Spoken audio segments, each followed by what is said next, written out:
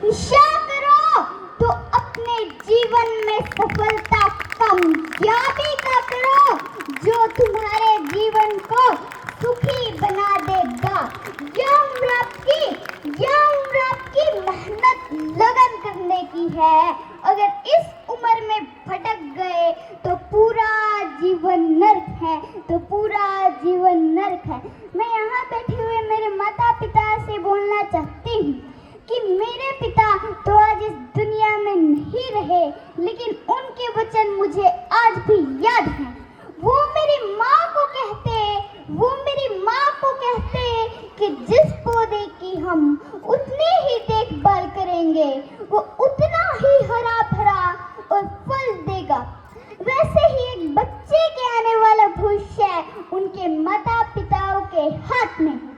सबसे बड़े गुरु की बात की जाए तो वो माँ होती है। माँ में वो ताकत है जो दुनिया में किसी में भी नहीं। पिता की बात की जाए तो पिता हमारा मार्गदर्शन होता है।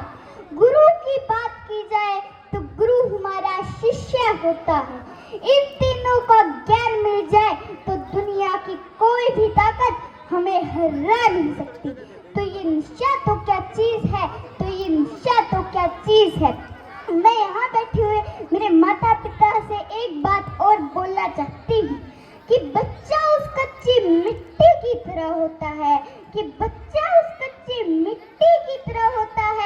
जिस मिट्टी को हम जैसा ही आकार देंगे वो वैसी ही बन जाएगी। वैसे ही एक बच्चे के आने वाला भविष्य उनके माता पिताओं के हाथ में है।